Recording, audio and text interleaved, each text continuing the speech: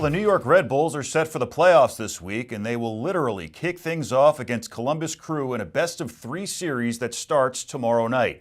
Joining me now is one of the Red Bulls players, the remarkably young and talented Julian Hall. Julian, welcome to the show, my friend. Thank you so much for having me. It's our pleasure. Julian, I want to start with the fact that you're just 16 years old and you're on a major league team that's in the playoffs. How were you able to process all of this, and what's going through your mind right now? No, I mean, it's a great opportunity for me. With such a great team, we got a good chance to be in the playoffs this year. So I'm really excited for myself and the team. Now, can you talk to me about how you first got into soccer and how you ultimately became a member of the New York Red Bulls? Yeah, no, I mean, I played soccer when I was really young, when I was a younger kid, like 4 or 5, and I've just loved it ever since today. Leading up to the time now, I played academy, moved up to professional, and then yeah, I'm here. Unbelievable. Now, you became the youngest player in franchise history to score a goal. It was your first ever MLS goal, and it was against CF Montreal back in June. How awesome was that moment?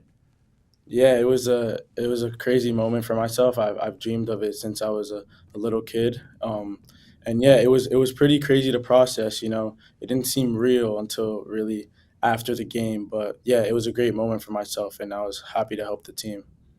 Now, I know I keep bringing up that you're the youngest player, but as the youngest player on the Red Bulls, are there any teammates you look up to or any you've made a strong connection with in like a big brother kind of way? Yeah, I mean, all the older guys are really good for me, and it's great to have role models like Sean Nealis and Corey Burke, and just people that have been through the league, like Ryan Mira. The older guys kind of lead you and kind of help you adjust to the league and just move forward. Now, what do you think will be the toughest part about playing Columbus Crew in this first round? I mean, all respect to them. We all know they're a good team, but I mean, I think we've been preparing really well, and I think we're gonna give it all when we play against them this Tuesday. So yeah, I mean, it's gonna be great.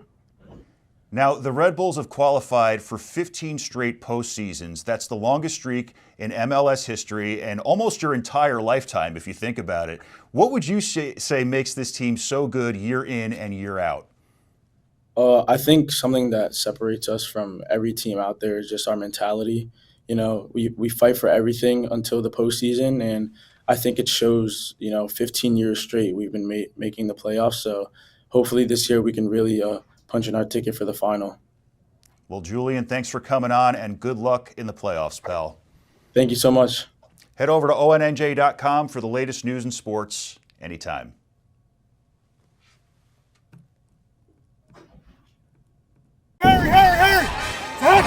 Nothing has ever been handed to me. I've had to work for it. On the field. And off the field. Kean worked with me. Guided me. Helped me climb higher. To get where I belong. To change my life.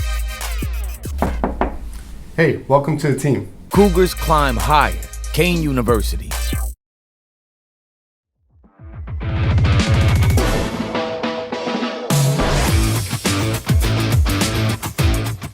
Kevin Herget is the first Kean University athlete to make the major leagues, and earlier this month the school honored him by retiring his number 16. Kevin joins me now to talk about this great achievement. Kevin, congrats and thanks for coming on, my friend. Thanks for having me. I appreciate it. Of course. So let's go back to the beginning. How did you first get involved with baseball as a young kid? I'm not really sure if, I could say I know when I got into baseball, but sports in general have always been a big thing in my family and my life. So, I mean, growing up, we played a lot of different sports. We did a lot of different activities. We're outside, hockey, football, baseball. Even when I was growing up, like in my teenage years with my friends outside playing sports. So baseball really took over probably high school into college. But before that was just, active and playing sports. I mean, I played baseball, of course, but didn't really hit that next gear until probably high school or college. But yeah, I was just in an active family, and I mean, sports were just a big thing.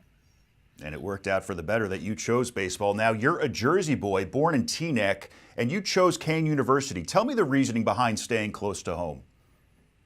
Well, like I said, sports were always a big thing. So I wanted to go somewhere where I could continue to play. And I heard great things about all the NJAC schools, honestly, in the area. So that was kind of my focal point, was somewhere D3 in that area where I get a good education, as well as have a chance to play for 4 years, like 4 more years in my mind at that point.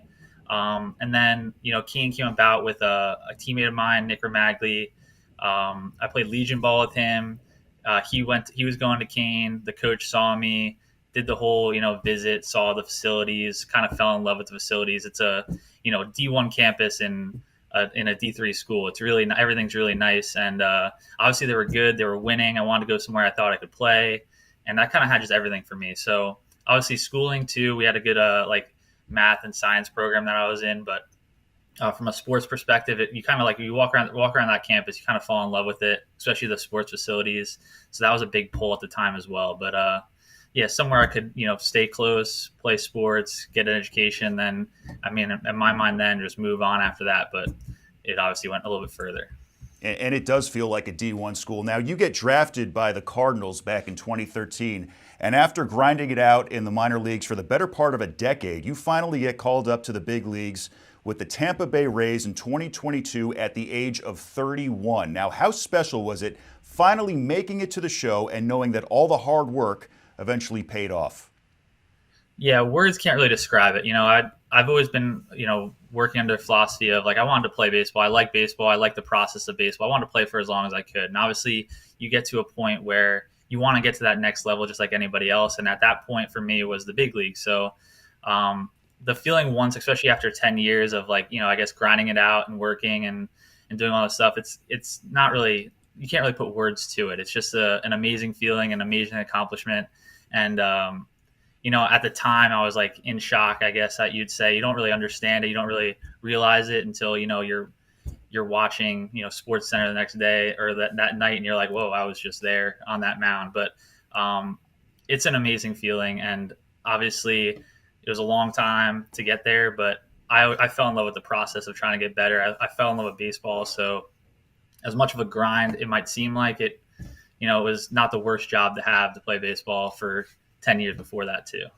And a couple years after breaking into the big leagues, you find out your number is getting retired. How do you find that out, and what's your reaction? Yeah, I try to go back once a year to Kean to visit, see some of the guys, see Neil, see the staff there that I was with. And Kelly brought me into the office and, he was like, hey, this is what I'm trying to do. This is what I want to do. We want to retire your number. And it's amazing because, that was where my peak interest in baseball started really brewing, that I could get to that next level. I learned a lot. I met a lot of friendships there, my wife there, friends there, all that kind of stuff. And obviously to be there on that wall for forever in a sense, and to be retired there is super special. And it's an honor, really. I love that place. I learned a lot at that place, and it's really cool to be retired there. It's fantastic. Now let's talk about the number itself, 16. A lot of fans in the area recognize 16 as a great pitcher's number. Whitey Ford, Dwight Gooden. How did you wind up with that number?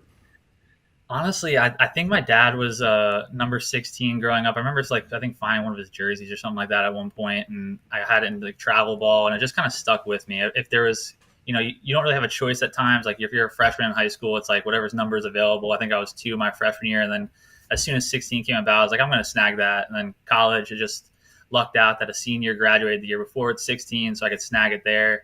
And I just try to keep it for as long as I can, even in the minor leagues. You don't really have a choice at times, but I try to get that as many times as I can. But it's just a number that kind of stuck with me throughout my career. So it was kind of just a coincidence in a way, but also a connection to family as well.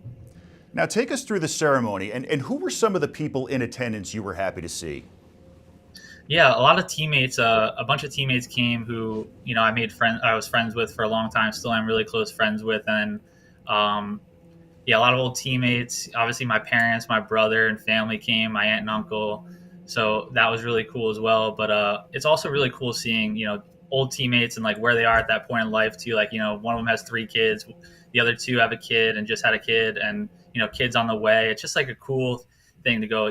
12 years ago I was in college, we were kids, and now we are at a point where we are, deeper in life, and it's kind of cool to see that next stage of things and see him, especially because I don't live in Jersey anymore. I live in South Carolina, so I don't get to see him as often as I'd like, and especially because I'm away all the time playing. So it's really nice to see those like old teammates that were really a big part in me going to that next level as well.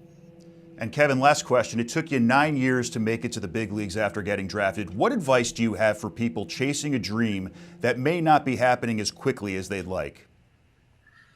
I think be consistent is one of the biggest things, especially in your work ethic and how you go about it. If it's something you truly want, you might not get there, right that next year or in 5 years or in 10 years. But if your goal is to get there and you enjoy the process of getting there, just be consistent in getting there.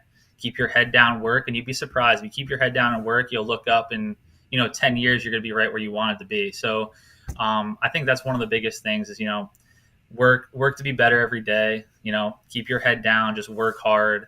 And then, at some point you'll look up and you'll be somewhere where you want. So great advice. Kevin, congratulations again, and keep doing your thing in the big leagues. Thanks for stopping by, my friend. Thank you. I appreciate it. Head over to ONNJ.com for the latest news and sports anytime.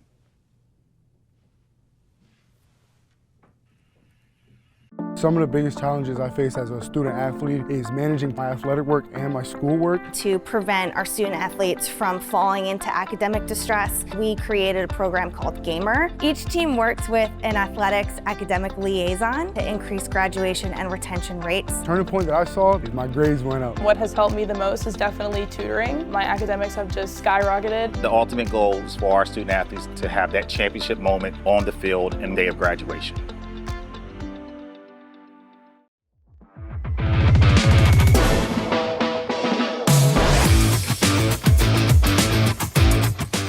Well, right now we're in the middle of one of the most iconic World Series in recent memory, a matchup featuring the New York Yankees and the Los Angeles Dodgers. This is the 12th time the two teams have squared off in the Fall Classic, and the first since 1981. My next guest played in 2 of those championships and was on the winning side of both, and I am so thrilled to have him on this morning. Yankees legend Roy White, welcome to the show.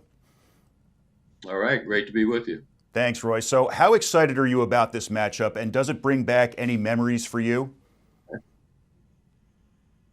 Yeah, I kind of felt like this was going to happen, that the historical World Series has always been the Yankees and Dodgers. So I have relatives that are in Los Angeles.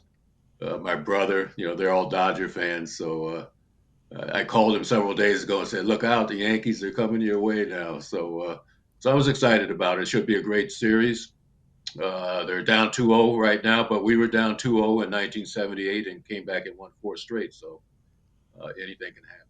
That's right. So did the 96 Yankees. Now, do you see any similarities or differences between this Yankees team and your championship teams from the 70s?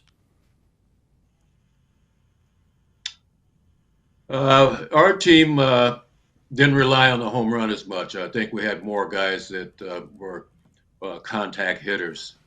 So up and down the lineup, we had guys that could get on base, and we didn't need the home run in order to score runs. So I think that's the biggest difference.